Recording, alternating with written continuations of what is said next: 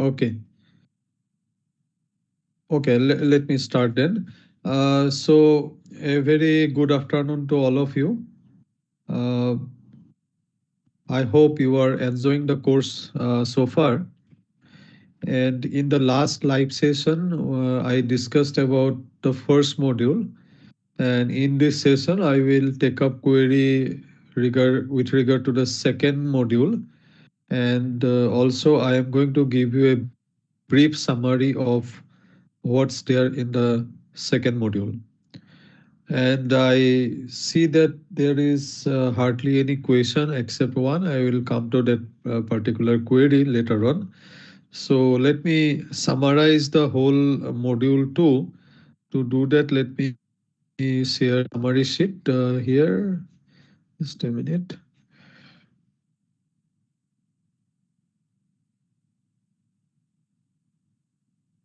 Okay, so yeah, so this is what.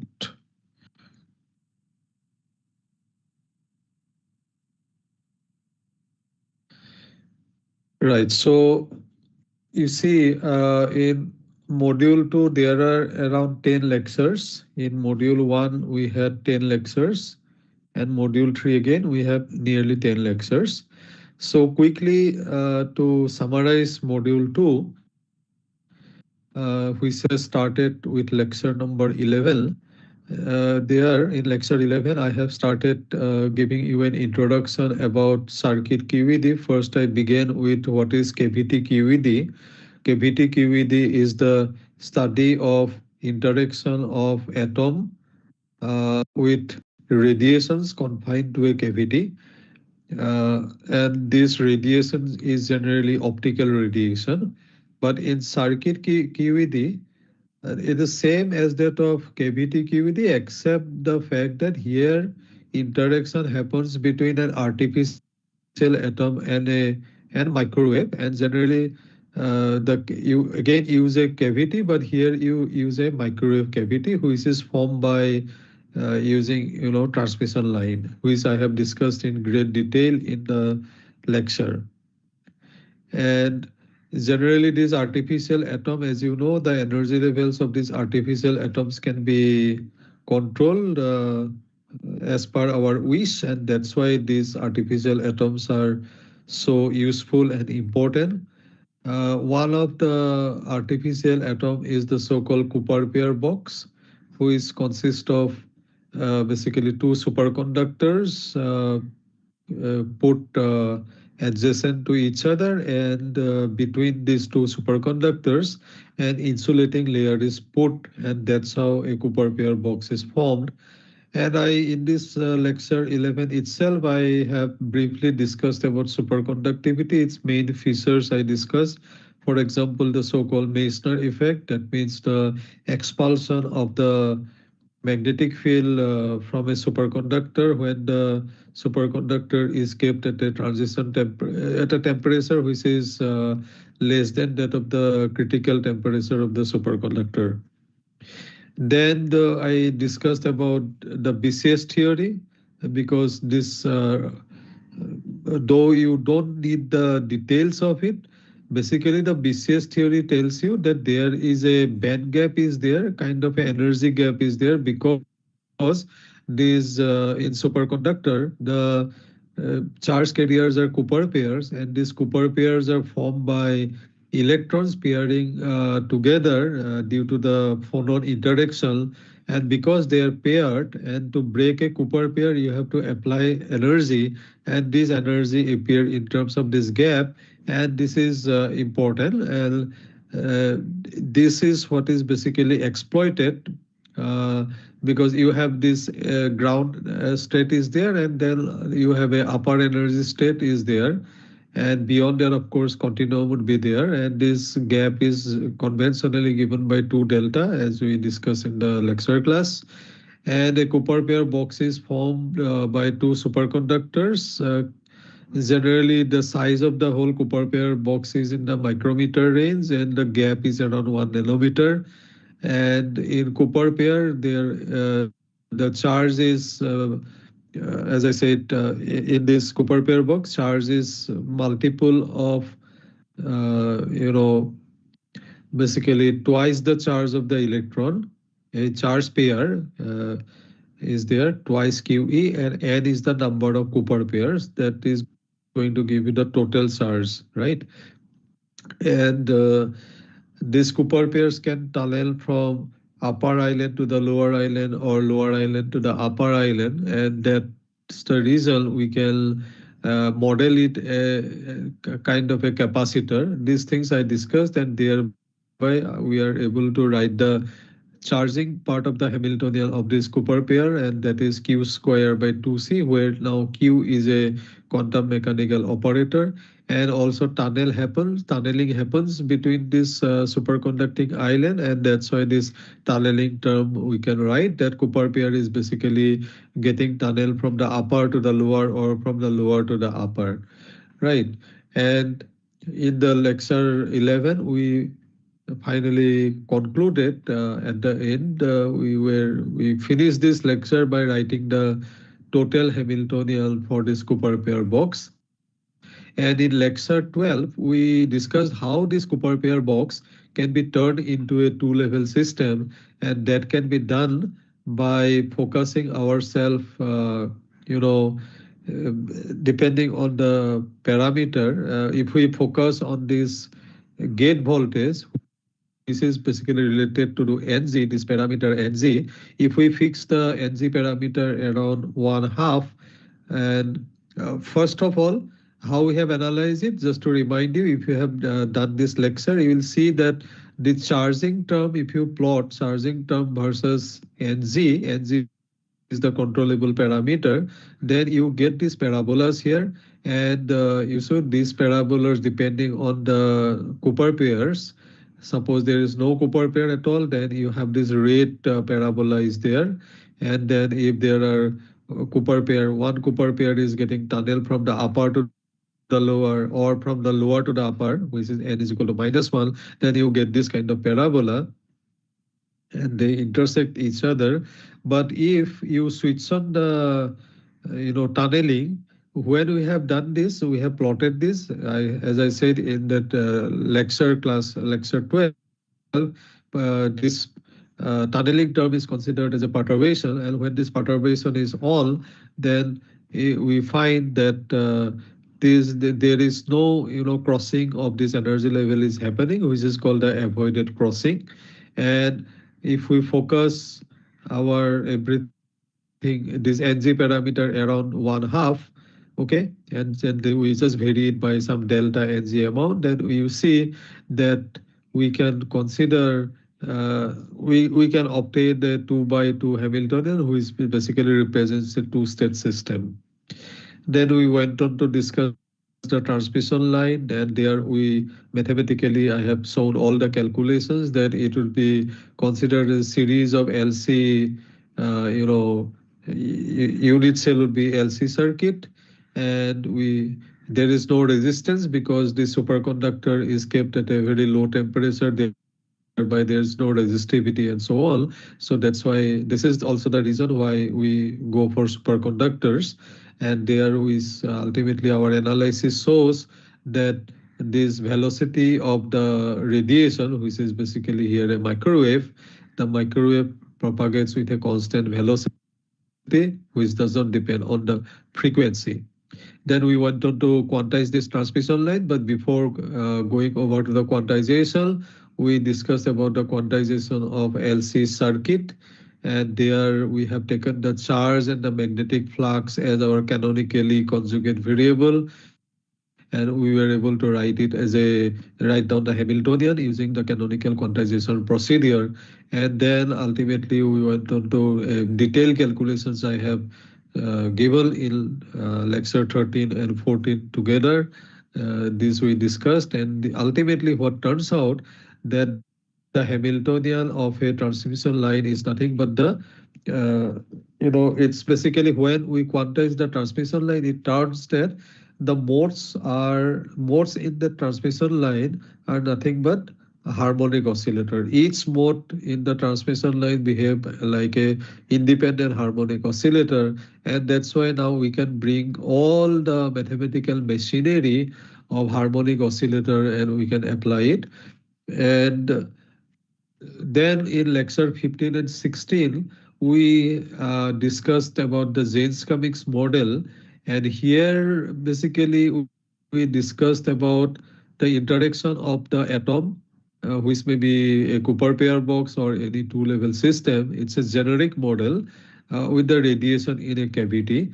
And then we have written down this Hamiltonian here. Hopefully, you can see my cursor here. The first term in the Hamiltonian gives the energy of the, here we have considered only one mode of the radiation. Let's say this H cross A omega A dagger A, as it is basically a harmonic oscillator mode. As you A dagger A plus half is there, but because as I said, one half is a constant term is there, so we generally don't show that.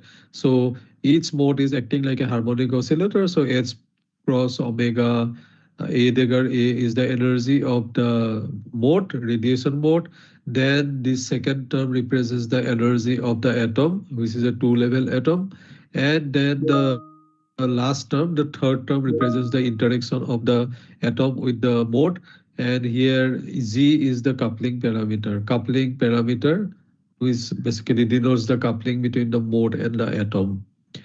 This Hamiltonian is not possible to solve analytically, but if we do the rotating wave approximation, then this Hamiltonian can be solved exactly. And then we have written down the Jaynes-Cummings Hamiltonian under the rotating wave approximation. And then we went on to discuss the coupling scheme. This coupling scheme is very nice. I think I have explained it very easily there. So first I discussed what is the energy level scheme without coupling and then with coupling. Okay, this is what, and then we went on to find out the energy eigenvalue for this Hamiltonian. And then we discussed a specific case where delta is equal to zero, delta, that means the resonant case, when delta is defined as omega atom minus omega. Omega is the frequency of the radiation, omega atom is the, that's the transition, angular transition frequency of the energy levels. And then here we have discussed the resonant case leveling scheme we discussed. And then we went on to discuss the dynamics. That means how with time, what kind of behavior you expect. For example, suppose you have initialized the system in the ground state, atom in the ground state, and say there are n number of radiation. Then the question is you can calculate what is the probability that you are going to find the atom again in the ground state and the radiation having n number of quanta. Okay, so this is what you have to calculate, and it shows this kind of a plot, and it should remind you about the Rabi oscillation that we have discussed in the beginning of module 1. And here also in the quantum, in the transmission line or the Jaynes-Cummings model also, we get Rabi oscillation, but here a slight difference is there. Unlike that frequency of oscillation there in the case of that semi-classical treatment, here you see it depends on the number of quanta in the radiation. So it's kind of a, this parameter is kind of a quantized in a way. And for example, if you see, it shows a very interesting behavior. Suppose there is only one photon in the radiation mode, then the oscillation occurs between the state atom in the down state. There are one photon in the, or one quanta in the radiation mode, and then atom in the ground state, atom in the excited state, and there are no quanta in the radiation mode. It's basically, you can see that this one, if you look at this one, if you see this diagram or here, the transition takes place between these two levels. Okay, and because of the fact that there are in one transition, atom is in the excited state, but there are no radiation in the no quanta in the radiation mode. So that's why it's called vacuum state. The radiation state is basically in vacuum state, and that's why it's called vacuum Rabi oscillation. Okay, then we went to discuss the another case where detuning parameter is very large compared to the coupling, and this is a very interesting one because it gives a lot of tools for application. One application is that you can use it for spectroscopy, and without disturbing the atom externally, you can actually know the state of the atom just by measuring the output or the transmitted frequency. So here you see here when we have done the detailed calculations in the class, they are depending on the atom, whether it is in the excited state or in the ground state. If the atom is in the excited state, the transmitted frequency of the radiation, it would be upshifted. That means it would be a higher frequency that of the input one. And if the atom is in the ground state, then the transmitted frequency of the radiation is going to have a lower frequency that of the input one. And just by observing it, you can tell whether the atom is in the excited state or in the ground state. And believe me, it's a extremely important tool, and it gives rise to the non-demolition experiments. Basically, you need not have to you don't disturb the system at all by making any kind of direct measurement. Just by indirect this way, just by measuring the frequency of the transmitted signal, you can tell with you can actually tell about the state of the atom. And then we went on to discuss about in lecture 17 and 18 about the Josephson junction. And there we actually used some results from the Ginzburg-Landau theory. The main proposition in Ginzburg-Landau theory was that all these superconducting electrons, or they were represented by a single wave function, and that is psi of RT. It's basically the macroscopic wave function describing the behavior of the ensemble of these superconducting electrons. And here you have psi 0 e to the power I theta, where theta is the superconducting phase. And if you take the mod square of that, psi 0 RT mod square gives you the local density of the superconducting electrons. And we went on to calculate the velocity of the superconducting electrons. Then we also found that the flux is quantized.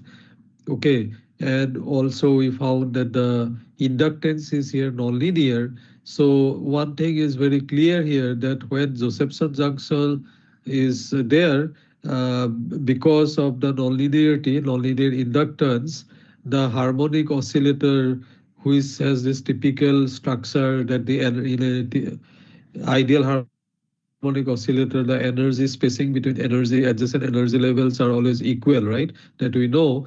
And if you really want to use it as a two-level atom or qubit, you need to break this harmonic ladder, which I discussed in the class. Now here, the Josephson junction actually fits the bill, because LC oscillator, as you know, it's a harmonic oscillator. But if it becomes a nonlinear, then this harmonic ladder gets broken, and then you can actually exploit it to use it as a two-level system. So this is what we have discussed. We have written down the Hamiltonian, and depending on the ratio between the Josephson energy and the capacitance energy, this ratio decides based on it what kind of qubit we can have. For example, we can use it as a charged qubit if the charging energy is much higher than the Josephson energy, which is basically the case in the case of the Cooper pair box, because the charging energy there is much higher than the Josephson energy. We can consider it as the tunneling term we considered as a perturbation, right? Then we can have, say, flux qubit, where you have the Josephson energy now is much greater than the charging energy. And we have then again phase qubit, where the Josephson energy is much greater than the charging energy, and then there we rely on the basically on the phase fluctuation. Then we went on to discuss the transmon qubit, where the Josephson energy part is higher than the charging energy. Then under the rotating wave approximation, we went on to write down the Hamiltonian. And in lecture 19 and 20, in lecture 19, basically, I continue discussing transmission transport qubit. And then in that lecture itself, we have started discussing the quantum dissipation. And quantum dissipation is extremely important. Ultimately, the system always interacts with the environment, and because of the decay and relaxation or dephasing and this kind of phenomena happens, and that has to be taken into account. And this I have discussed with many examples, that the so-called Lindblad quantum master equation is used to describe the dissipative quantum system. And I have in that context, we have discussed two-level atom in great detail, how to write down the Lindblad master equation and find out what is the probability of finding the two-level atom in the excited state or in the ground state, or how the off-diagonal element in the this 2 by 2 Hamiltonian, the off-diagonal element basically represents the coherence terms, how this coherence is decay. All these things we discussed. We have discussed harmonic oscillator at zero temperature, then we discussed harmonic oscillator at finite temperature. And in lecture 21, I think I have discussed, yeah, harmonic oscillator, this one. And then in lecture 21, that's the last lecture in module 2, there I discussed about phase dephasing. Here, basically, there is no decay of the atom from the excited state to the ground state. But what is happening here in the case of the pure dephasing, the energy level fluctuation is happening. For example, here we considered that the excited state is fluctuating, and because of the this fluctuation, what happens? Then it turns out that this coherence term, the diagonal terms does not get affected, but the coherence terms decays. And in the case, typically what turns out, that this coherence term, which decays at a rate of exponential decay, is found. And in many cases, that's how it is modeled, and this is called Gaussian noise. As you can see from this equation, hopefully you can see my cursor here. Suppose initially the atom is in the pure state, but when energy fluctuation happens, you see the off-diagonal elements have this kind of a dependence, and this off-diagonal element starts decaying, and therefore the state of the atom is it is no longer in a pure state, but rather it becomes a mixed state. And whenever a system is represented by mixed state, that means you lose certain information. You are not, you don't have the complete information about the system. That's why this is represented by mixed state. So loss of information happens, and that is basically happening because of this dephasing. This is what is called dephasing. And here, as we see, this happened primarily due to the energy fluctuation, and this again has been incorporated in the Lindblad master equation formalism. And this is finally, we see that if we consider a transport qubit, considering all kinds of relaxation process, for example, say the atom may decay from the excited state to the ground state, or it may go from the ground state to the excited state, or because of the energy fluctuation, this dephasing would be there. All these things can be incorporated into the Lindblad master equation. This we discussed. And finally, one important topic that we discussed was the Fermi golden rule. Actually, this is generally taught in a quantum mechanics course, but here I have discussed it in a way which should be suitable for us when we'll discuss module 3, particularly in quantum optomechanics that we are going to discuss in the next module, that is in module 3. This Fermi golden rule is going to be used, and there you will see, there we'll come back to this particular rule once again. But typically what it is this, that system is interacting with the environment. So system is represented by this operator as, and the environment is represented by this operator f, which is the fluctuating operator representing the environment. And there is a coupling between the environment and the uh, system. And then interaction Hamiltonian can be modeled as as dot f. As refers to the system, f for the environment. Now, suppose a transition is happening for the system, in the system is going from the initial state to the final state. And then this decay rate or whatever relaxation rate going from the initial state to the final state is given by this expression, where here you see mod of this matrix element. Here you are going from I to F via AS.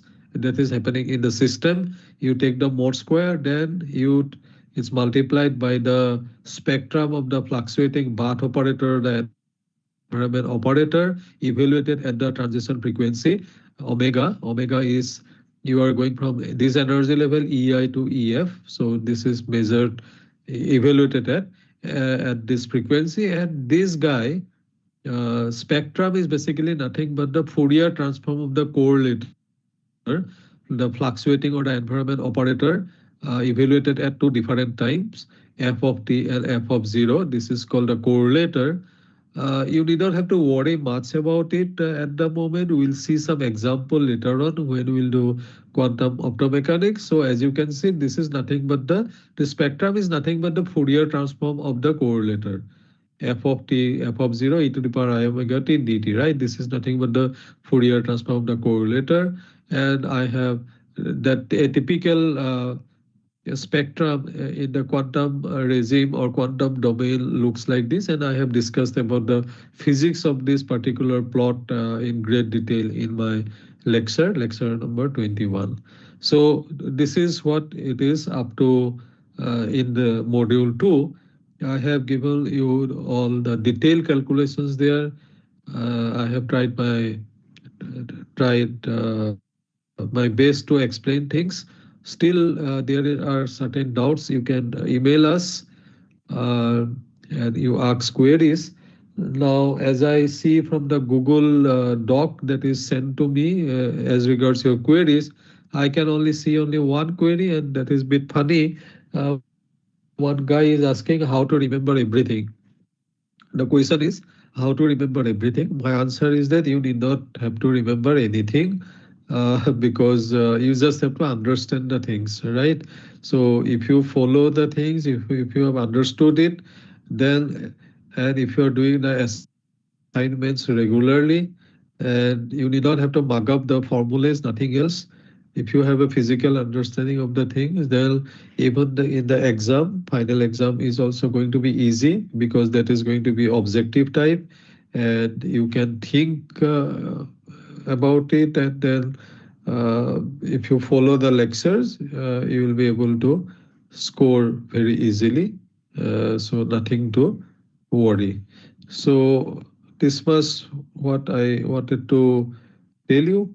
Now, because there is no query, so I think that in the next we have left out with only another live session. So please see if you are still going on, if you have not completed this module 2, if you have any query, please post your queries. We'll be happy to answer.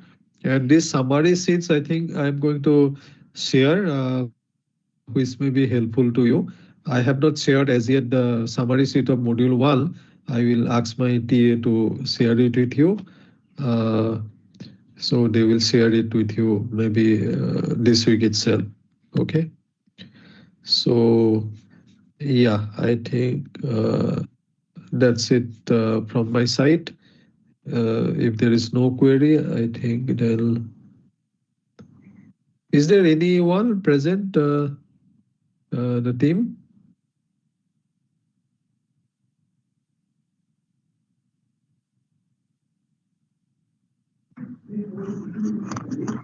Yes, sir.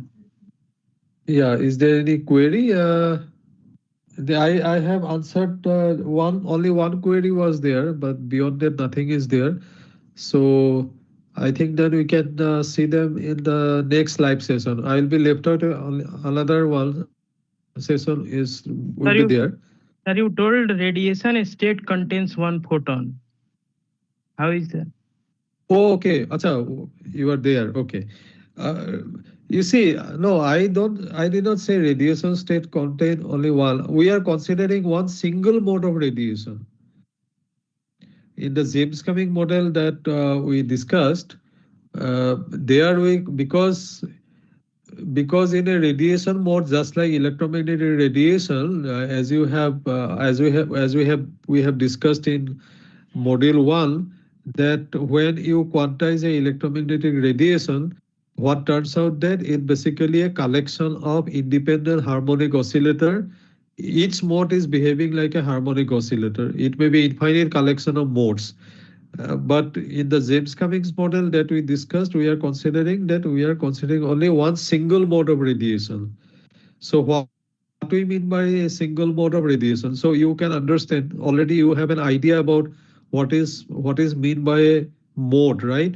For example, suppose an electromagnetic radiation is propagating along the z direction, and polarized along say x direction, then we say that it is one mode. But if another mode is there which may be propagating along the z direction, but it may be polarized along the y direction, then this is a different mode. So we are considering only one mode of radiation. Are you getting it? We are considering one single mode of radiation interacting with the atom. Am I clear?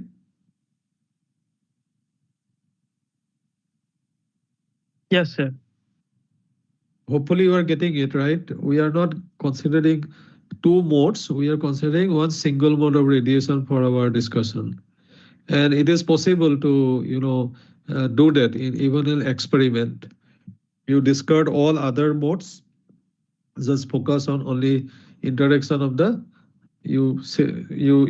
set up the things in such a way that interaction is happening, uh, whatever, the artificial atom is interacting with only one single mode of radiation. That is quite possible.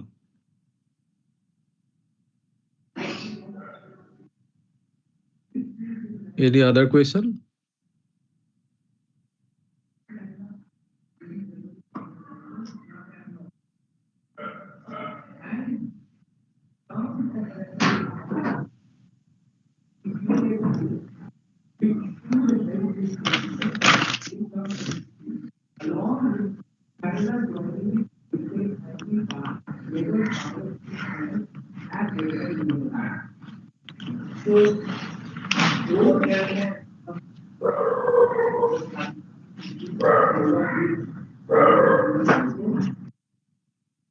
Okay, if there is no other query, please think about it. If you have any query, please don't hesitate to write it in our portal there, and you can post your query still. Okay.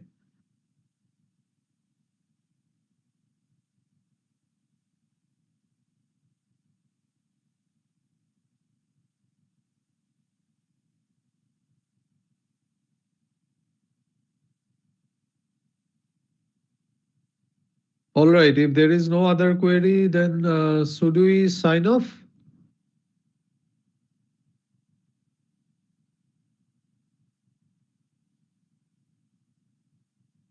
Rekha?